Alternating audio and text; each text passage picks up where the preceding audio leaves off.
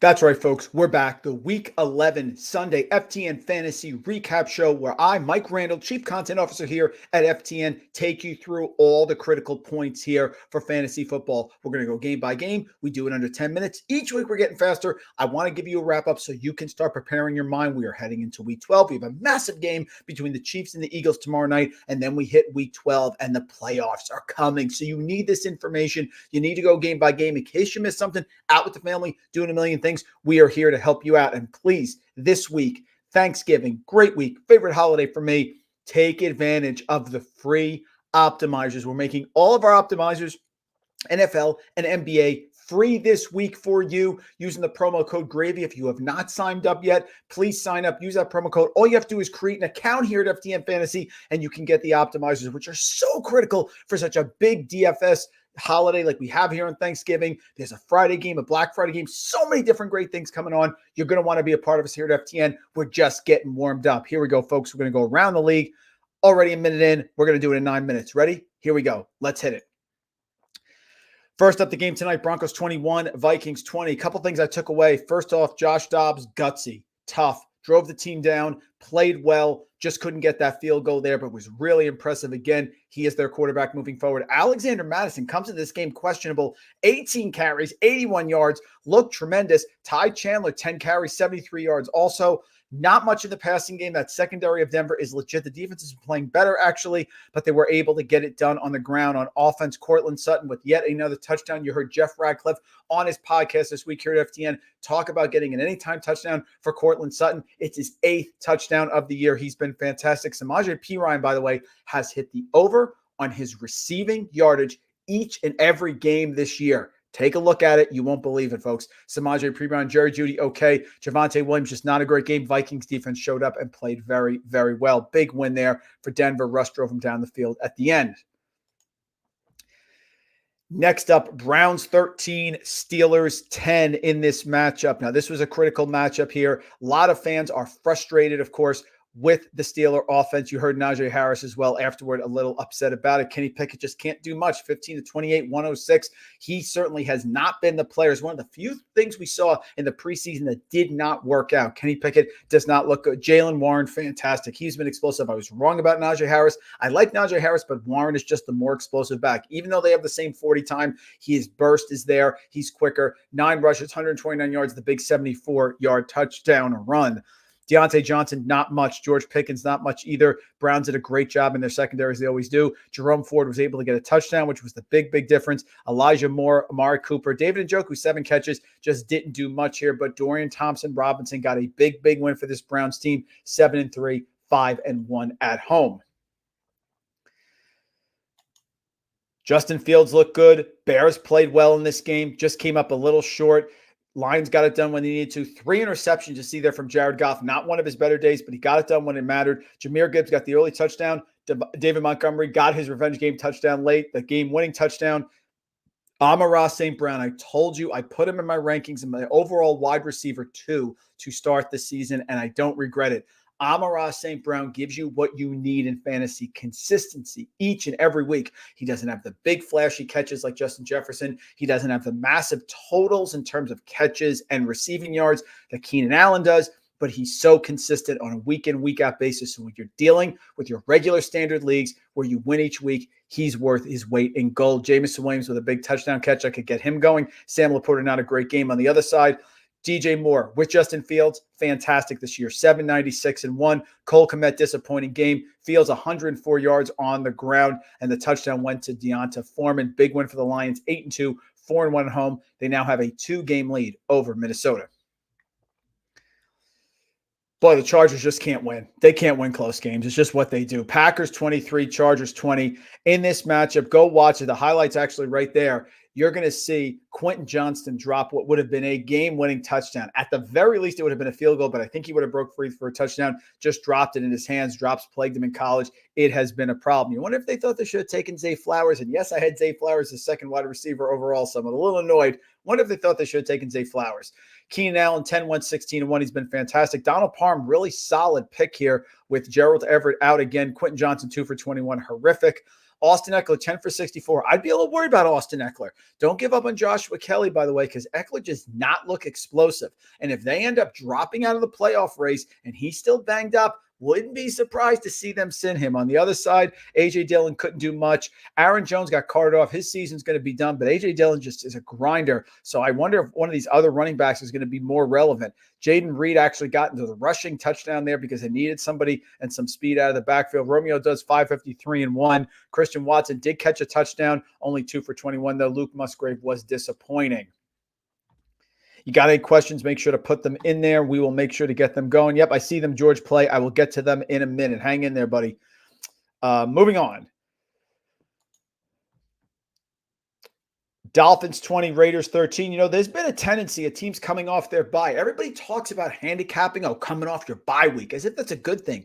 Most of the teams this year, and I'm going to chart this and put this out on X this week, they're rusty coming out of their bye week. So let's forget about the fact that the bye week means they're refreshed or replenished. I guess they get the win, but they usually don't cover and they usually start slow. And that's what happened here. You see 10-7 Las Vegas in the first quarter. The fact they kept this close, not as surprising as that they kept it close and Josh Jacobs did nothing. It was basically one pass, a 46-yard bomb to Devontae Adams. Everything else really didn't matter. You don't see much here from Aiden O'Connell. You saw 3 interceptions. Tua, 325, 2-1, which is fine. Mostert, Devon Achane left the game with an injury, so it looks like it's going to be Mostert moving forward. Maybe Salvon Ahmed. Tyreek Hill does what he does, 10, 146, and 1. Don't underestimate the fact that Tyreek Hill wants 2,000 receiving yards. That's a focus. Jalen Wall has been disappointing this year. Mostert only caught 1 out of the backfield. Next game, shocker of the day, and this killed people in survival pools. Giants 31, Commanders 19. Commanders just continue to play down to their opponent, up to their opponent. How about Tommy DeVito? 18-26, 246, and 3 touchdowns. Big win for the Giants. Saquon was great, 14 for 83. Also, Saquon caught 2 receiving touchdowns. If you played him, congratulations. Two Gun was hyping him as well. On the other side, Brian Robinson, 17 for 73, 758. He is the center of this offense. Terry McLaurin disappointing. Dotson got the garbage time touchdown here. Just Sam Howell, 3 interceptions. You have good Sam Howell, you have bad Sam Howell. A lot of variation here. Big win for the Giants. Bad loss for the Commanders.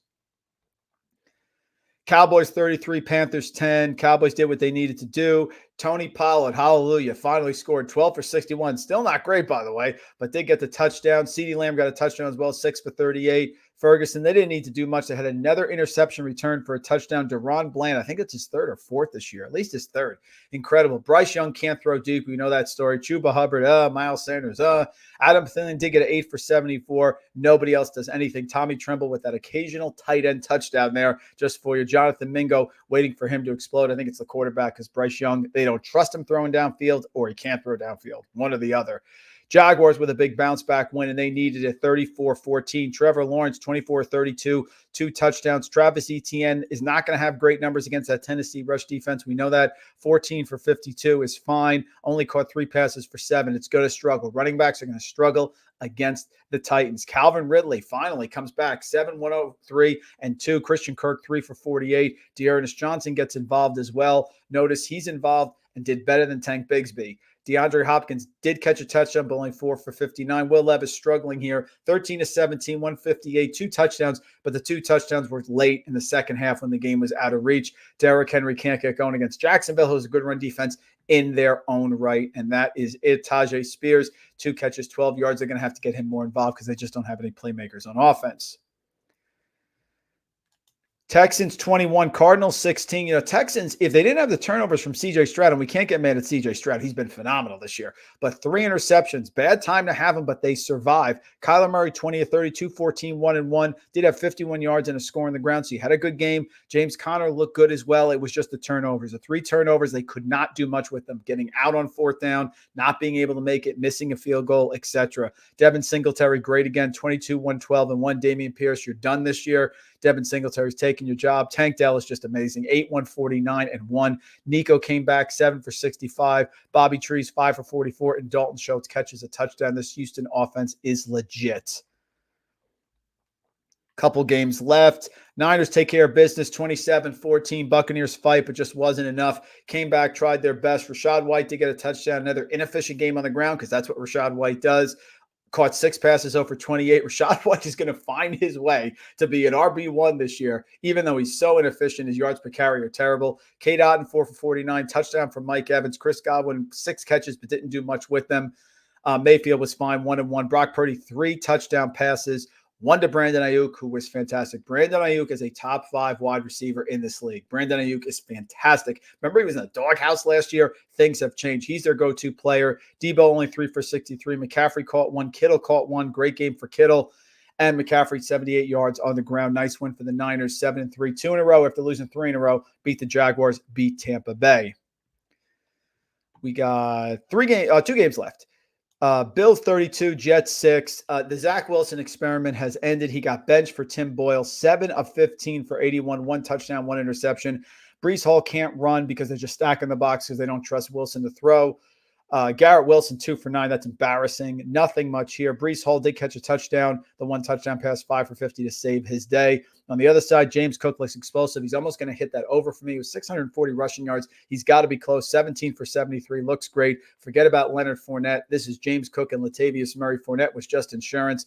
Khalil Shakir. How about my Khalil Shakir best ball shares? 3 for 115 and a touchdown. Ty Johnson also worked in with a touchdown as well against his old team. Revenge game. James Cook also caught a touchdown as well. Josh Allen, 3 touchdown passes, 1 interception. Even though he hasn't been great this year and he has a lot of turnovers, he is still the number 1 quarterback in fantasy. And the last game here for week 11, Rams 17, Seahawks 16. Geno got hurt, left the game, came back in. Wanted to see if he's going to play next week. It's always interesting because after the game, when you leave, sometimes you don't hang around. Zach Charbonnet, 15 for 47. That's your pickup if he's out there because Kenneth Walker was hurt. Looks like he can be out for a while. If you wait on Zach Charbonnet, congratulations. Metcalf, 594 and 1. Lockett, 5 for 51. Jackson Smith and Jigba, not a huge game. Puka Nacua, Cooper Kupp was carted off the field. Puka Nacua is going to be your top wide receiver moving forward, 5 for 70 and 1. Royce Freeman, 17 for 73, but Darrell Henderson got the touchdown. So it looks like Freeman is between the 20s back, and Henderson is going to be your goal line back. Let's get in now to the question to see if we have any across the board. I would love to talk about them right now. Let's see. George, this week you traded away Kenway for Pollard and picked up Charbonnet, got lucky. You're darn right you did, George, but that's fantastic. Charbonnet is key moving forward. And should you trade Olave for Pacheco or Tank Dell for Justin Jefferson? I wouldn't trade Tank Dell. And I know you want Justin Jefferson, but there's a chance that they hold Justin Jefferson out until after their bye. I don't want to give up 2 weeks of Tank Dell production. That's number 1. Number 2, Olave for Pacheco. I would do it. If you get Pacheco, that's fine with me because he's going to be their running back moving forward. He's solid with his touch share. Olave's a little up and down, and I think the Saints stink. I think they're very overrated. Folks, there you go. Week 11, around the horn. We went through everything for you. Remember, this week, come to FTN, make an account, use the promo code GRAVY. Optimizers, you're going to love them. NBA, NFL, get you ready. Get a big DFS win, some turkey, some mashed potatoes, some stuffing, and a big DFS win using the optimizers. We got cheat sheets for Two Gun, who had another massive hit on FanDuel. This is where you want to be, folks. FTN Fantasy. I'm Mike Randle. Follow me on X at Randle Rand, Chief Content Officer. The great stuff here at FTN just keeps coming.